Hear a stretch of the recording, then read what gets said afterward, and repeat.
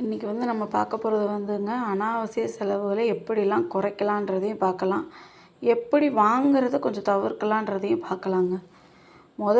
கடன் அனாவசியம் தாங்க.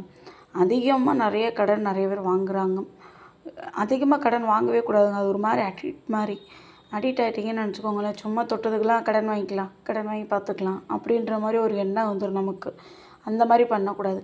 மாதம் நான் சொல்கிறது ஒரு பட்ஜெட் போடுங்க. மாதம் இவ்வளோ தான் சம்பளம், ஒரு 20,000 சம்பளம்னா ஒரு 4,000 அதில் சேமிக்க பாருங்கள். 15,000 சம்பளம்னா அதுலேருந்து ஒரு ரூ. 3 இல்லை ரூ. 2 சேமிக்க பாருங்கள்.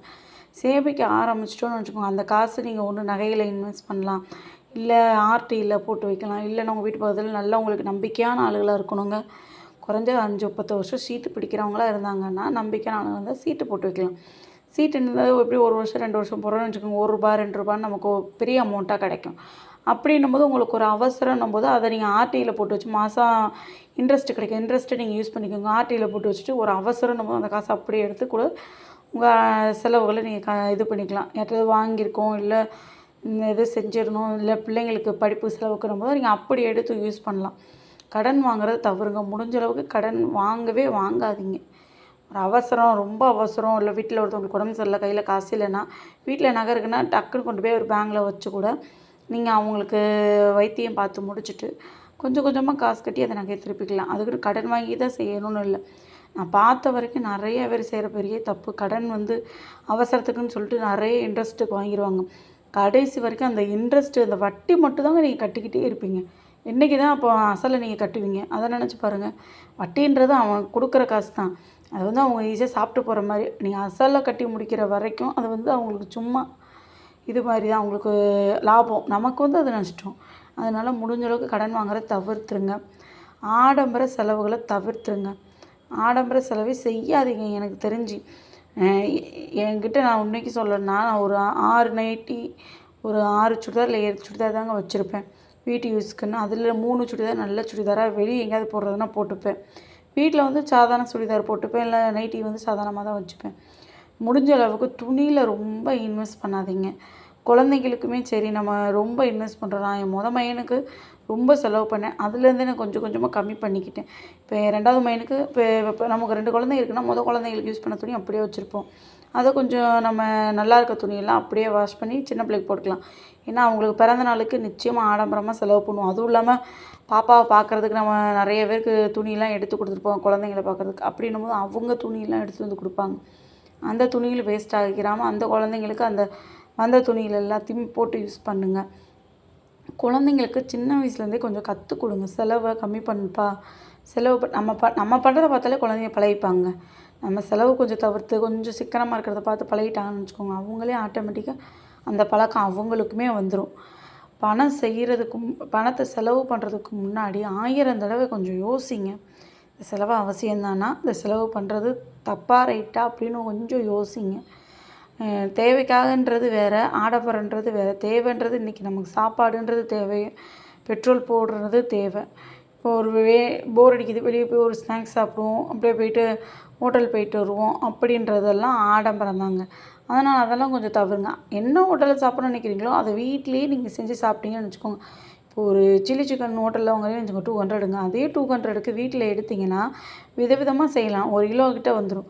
இப்படி நம்ம குழம்பு செஞ்சுக்கலாம், பிள்ளைகளுக்கு கிரேவி செஞ்சு கொடுக்கலாம், பிரியாணி செய்யலாம். நீங்கள் ஆசைப்பட்ட சில்லி சிக்கனே யூடியூப்பில் பார்த்து நீங்கள் எப்படி செய்யுதுன்னு பார்த்துட்டு நீங்கள் வீட்லேயே செஞ்சு சாப்பிடலாங்க. முடிஞ்ச அளவுக்கு வெளியே செலவு பண்ணுறத கொஞ்சம் இது பண்ணுங்கள். அதுமாதிரி பணத்தை எப்படிலாம் சேமிக்கலான்னு பாருங்கள். எனக்கு தெரிஞ்சு தங்கத்தில் முதலீடு பண்ணுங்கன்னு தான் சொல்லுவேன். நமக்கு ஒரு ஆண் குழந்தை இருந்தாலும் சரி, ஒரு பெண் குழந்தை இருந்தாலும் சரிங்க, தங்கத்தில் முதலீடு பண்ணுங்கள். தங்கத்தில் முதலீடு பண்ணுறது ரொம்ப ரொம்ப நல்ல விஷயம். நம்மலாம் பார்க்கும்போது ஒரு 3000 4000க்கு ஒரு பவுன்லாம் எடுத்த காலம்லாம் இருக்குது. எங்கள் அம்மா சொல்லுவாங்க, நீங்கள் சின்ன பிள்ளையா இருக்கும்போது 3000க்கு ஒரு பவுன் எடுத்தேன்ப்பான்னு. இன்றைக்கி ஒரு கிராமோட விலையே ஜிஎஸ்டி எல்லாம் கட்டி நம்ம வாங்கும்போது 7000 தொட்டுருச்சுங்க. இப்போ எங்கே இருக்குதுன்னு பாருங்கள், எவ்வளோ தூரத்துக்கு தங்கத்தோட விலை உயர்ந்திருக்குன்னு பாருங்கள். அதனால் முடிஞ்ச அளவு குழந்தைங்களுக்கும் இன்வெஸ்ட் பண்ணுறது தங்கத்தில் கொஞ்சம் இன்வெஸ்ட் பண்ணுங்கள். உண்டியல் சேமிப்பு ரொம்ப ரொம்ப முக்கியங்க. நான் எல்லா டைமும் சொல்லுவேன், அது ரூ. 1 இருந்தாலும் சரி, 50 காசாக இருந்தாலும் சரி, 50 ரூபாயாக இருந்தாலும் சரி, காசுன்றது நம்மளை பொறுத்தவரைக்கும் தெய்வத்துக்கு சமம். அதனால் வீட்டில் அங்கங்கே மிச்சமான காசை இறைக்காதீங்க. ஒரு உண்டியல் போட்டு அதில் சேமித்து வச்சுக்கிட்டே வாங்க. நீங்கள் எடுக்கலை, எனக்கு அது தேவைப்படாதுன்னு நீங்கள் நினச்சாலும் கூட பரவாயில்ல. அது அப்படியே சேர்ந்து சேர்ந்து உண்டியல் நிறைஞ்சு ஒரு நாளைக்கு உங்களுக்கு நிச்சயமாக ஒரு 2000, 1000, ரூபாய்னாலுமே உங்களுக்கு கை கொடுக்குங்க. அதனால் உண்டியலில் சேமிச்சுக்கிட்டே வாங்க. படிப்புக்கு சேமிங்க. முக்கியமாக நான் சொல்கிறது இதுதான். இந்த தங்கத்தையும் நான் எதுக்கு தெரியுமா அதிகமாக உங்களுக்கு சேமிக்க சொல்கிறேன், படிப்புக்கு செலவு பண்ண தான். நம்ம ஒன்று நினச்சிருப்போம், நம்ம இதெல்லாம் படிக்கணும், இப்படிலாம் இருக்கணும், நமக்கு அது நடந்திருக்காது. நம்ம குழந்தைங்களுக்கு அதே நிலைமை வரவே கூடாதுங்க. அதனால தான் முக்கியமாக சொல்கிறேன். தங்கத்துலேயோ, இடத்துலையோ, இல்லை போஸ்ட் ஆஃபீஸ்லேயோ நீங்கள் சேமிக்கிறது 2 விஷயத்துக்காக மட்டுமே தான் இருக்கணும்.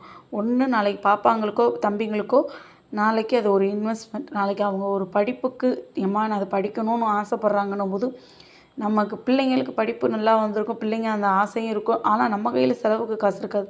அது நமக்கு எவ்வளோ வருத்தம் கொடுக்கும்னு நமக்கு தெரியும். நம்ம பிள்ளைங்க ஒன்று கேட்டு வாங்கி கொடுக்க முடியலன்னா ஒரு பெற்றவங்களாம் நமக்கு அது எவ்வளோ வருத்தத்தை கொடுக்கும், எவ்வளோ வலி கொடுக்குன்றது எனக்கு தெரியுங்க. அதனால் சொல்கிறேன், பிள்ளைங்களுக்கு படிப்புக்கு செலவு பண்ணுறது வரவு தான். என்னைய பொறுத்த வரைக்கும் அதை நான் செலவுன்னே சொல்ல மாட்டேன். இன்றைக்கி நம்ம அவங்களுக்கு ஒரு நல்ல படிப்பை கொடுத்துட்டோம்னு நினச்சிக்கோங்க, ஒரு தலைமுறையை மேலே தூக்கி விட்டோம்னு வச்சுக்கோங்களேன், அடுத்தடுத்த தலைமுறை ஆட்டோமேட்டிக்காக மேலே ஏறிக்கிட்டே இருப்பாங்கங்க. அதனால் பிள்ளைங்க படிப்புக்குன்றதுக்காக தான் இந்த இது முக்கியமாக சொல்கிறேன். இல்லை நீங்கள் பிள்ளைங்க படிப்புக்குன்னு தனியாக சேமிக்க நினைக்கிறீங்கன்னா, உங்களுக்கு பெண் குழந்தை இருக்குன்னா செல்வமகள் சேமி திட்டத்தில் போட்டு வைங்க. செல்வமகள் சேமி திட்டம் ரொம்ப நல்ல திட்டம். நீங்கள் 1000 போடுறீங்கன்னா ரெட்டிப்பாக 1500 அவங்களுக்கு கொடுப்பாங்க. அப்படின்னும்போது அதில் போட்டு வைங்க. பையங்களாக இருந்தாங்கன்னா உங்களுக்கு ஆர்டியில் போட்டு வைங்க. ஆர்டிலையும் அதே அந்த அளவுக்கு இன்ட்ரெஸ்ட் கொடுக்க மாட்டாங்க, ஆனால் ஓரளவுக்கு இன்ட்ரெஸ்ட் கொடுப்பாங்க ஆர்டிலையும். அதனால் ஆர்டியில் போட்டு வச்சு பிள்ளைங்களுக்கு சேர்த்துக்கிட்டே வாங்க. முடிஞ்ச அளவுக்கு இடத்துல இன்வெஸ்ட் பண்ணுங்கள். ஆனால் இடம் உங்களுக்கு அவுட்டரில் இருந்தாலும் பரவாயில்ல, பட்டா எல்லாமே பத்திரம் எல்லாம் கரெக்டாக இருக்கான்னு பாருங்கள். இப்போயே போய் 5 லட்சம் 10 லட்சத்துக்கு வாங்கி போடாதீங்க. 1 லட்சம் ஊருக்கு அவுட்டரில் இருந்தாலும் பரவாயில்ல, 1 லட்சம் 80,000 அந்த மாதிரி வாங்கி போடுங்க. இன்றைக்கி கம்மியாக வாங்கி போடணும். நாளைக்கு குழந்தைங்க அது நாளைக்கு அவங்க அவசரத்துக்கோ இல்லை நாளைக்கு அவங்க ஒரு வீடு கட்ட அப்படி விற்கும்போது அது ஒரு 5 ரூபா 7 லட்சம் 5 லட்சம்னு போகிற மாதிரி இருக்கணும். அதனால் அந்த மாதிரி யோசிங்க. எதிர்காலத்துக்காக நிச்சயமாக சேமிங்க. நம்ம குழந்தைங்களுக்கு என்ன தான் நம்ம எல்லாமே செஞ்சாலும் நமக்குன்னு ஒரு சேவிங் நிச்சயமாக தேவை. நாளைக்கு நம்ம குழந்தைங்கள நம்ம டிஸ்டர்ப் பண்ணவே கூடாதுன்னு தான் என்னைய பொறுத்த வரைக்கும் நான் சொல்லுவேன். அவங்க வாழ்க்கையை அவங்க பார்த்துப்பாங்க. நம்ம அவங்களுக்கு காட்டுற பாதை கரெக்டாக இருந்துச்சுன்னா கரெக்டாக படிச்சுருவாங்க. கரெக்டாக ஒரு கல்யாணம் பண்ணி அவங்களுக்கு ஒரு குழந்தைன்னு ஆயிடுச்சுன்னு நினச்சிக்கோங்களேன், அவங்க வாழ்க்கையை அவங்க பார்த்துப்பாங்க. அந்த டைமில் போய் நம்ம உள்ளே போய் மூக்கு நுழைச்சிக்கிட்டு இருக்கக்கூடாது, என்னைய தெரிஞ்ச வரைக்கும். அதனால் நமக்குன்னு ஒரு எதிர்கால சேவிங்ஸ் இருக்கணும். ஏன்னா நமக்கு வயசான காலத்தில் யாருமே நம்மளை பார்க்கலையே, நமக்குன்னு ஒரு செலவுக்கு காசு இல்லையே, யார் கையில் போய் கேட்கணும்னு நினைக்கவே கூடாது.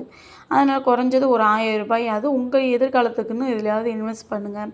இல்லை தங்கத்திலே கூட இன்வெஸ்ட் பண்ணி உங்களுக்குன்னு ஓரளவுக்கு தங்கத்தை ஒதுக்கி வச்சுக்கோங்க. இல்லை இடத்துல இன்வெஸ்ட் பண்ணி உங்கள் பேர்லேயும் உங்கள் ஹஸ்பண்ட் பேர்லேயும் மாற்றி வச்சுக்கோங்க.